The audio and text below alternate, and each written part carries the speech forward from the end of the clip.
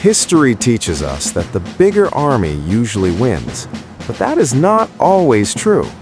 There were moments in history when smaller nations with fewer men defeated powerful empires, not because they were stronger, but because they thought differently.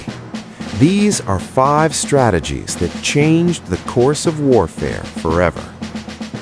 In 1939, the Soviet Union invaded Finland. They had more soldiers, more tanks, and far greater numbers.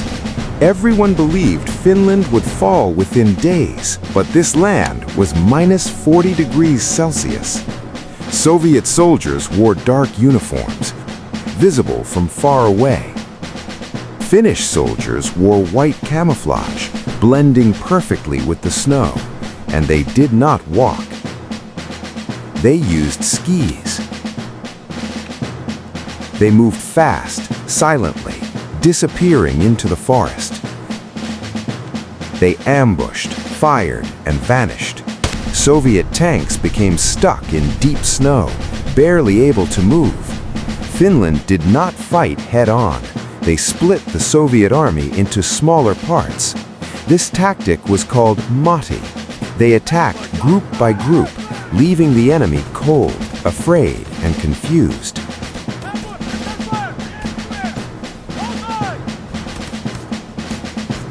Supplies ran low, soldiers grew exhausted. The Finns knew their forests better than anyone. After every attack, they disappeared into the snow. Even with superior numbers, the Soviets suffered massive losses.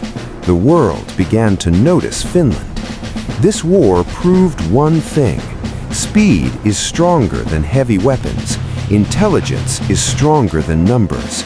Smaller, but smarter. Europe believed the knight was the ultimate warrior. Covered in steel armor, riding powerful war horses, they dominated medieval battlefields. Their way of war was simple: charge forward, break the enemy line, win by force. For centuries, no army in Europe could truly withstand them.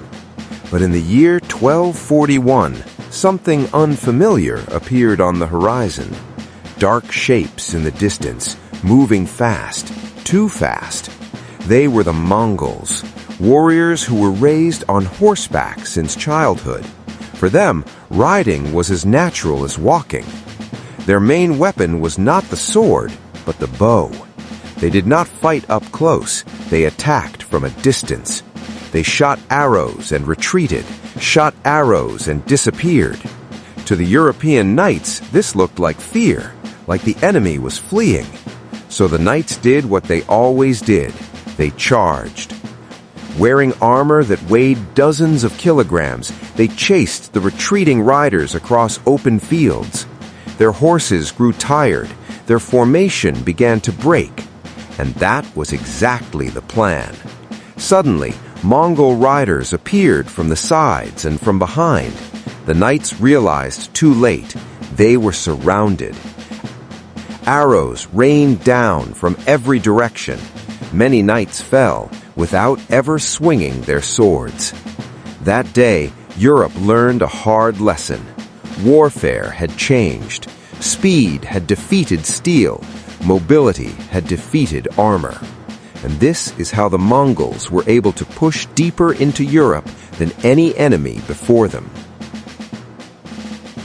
The Mongol fleet sailed confidently into the river, believing victory would be easy, as always. But they did not know the entire river was a trap. In 1288, the Mongols invaded Vietnam. A massive war fleet moved forward with confidence.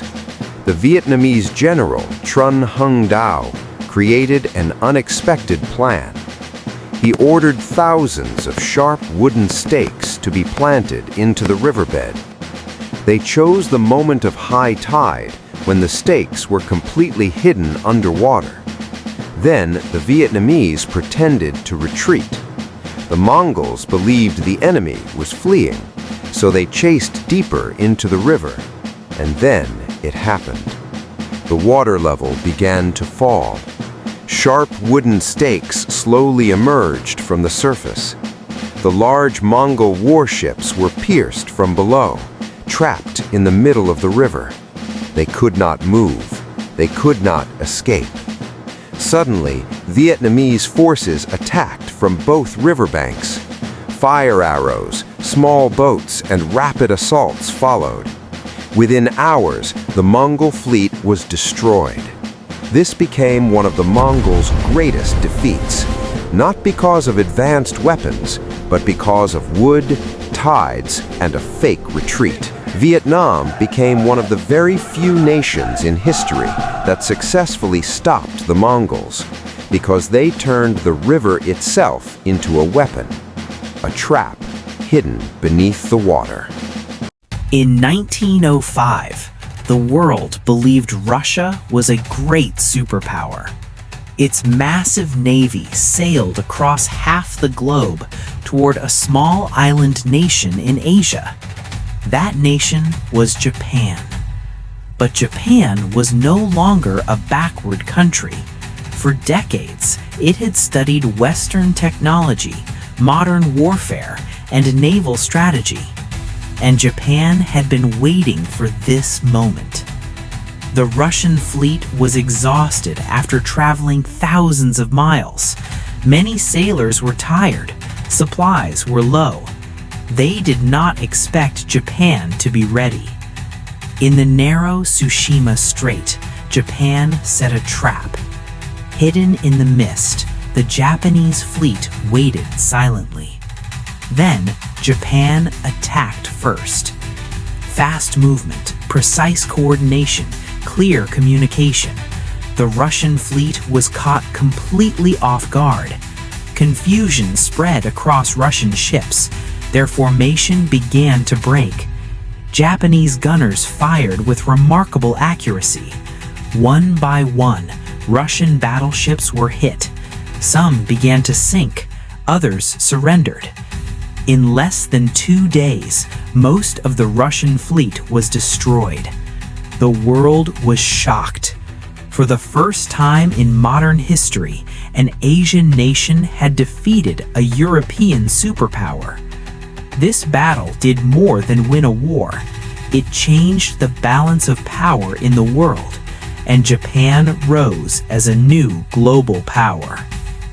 If the enemy guards the sea, would you march elephants across snowy mountains? Rome believed any invasion would come by sea, but Hannibal, general of Carthage, thought differently. He chose a path no one expected, through the deadly snow-covered Alps. With tens of thousands of soldiers and war elephants, the cold was brutal. The paths were narrow and slippery. Soldiers began to fall. Supplies ran low. Many believed the journey was impossible, but Hannibal did not stop. In the end, they crossed the mountains and entered Italy from behind Roman lines. The Romans were shocked. They had never seen elephants in battle before. Rome was not prepared. Hannibal won battle after battle, especially at Cannae, where Rome suffered massive losses. All of this started from choosing a path no one imagined. It was not greater strength, but the courage to do the impossible. When your enemy expects you from one direction, come from the one they never imagined. All 5 stories prove one thing.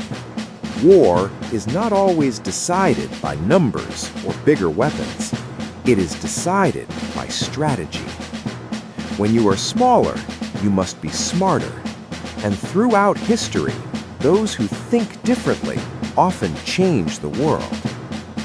If you enjoy stories like this, consider subscribing, because there are many more moments in history where the smaller side still won.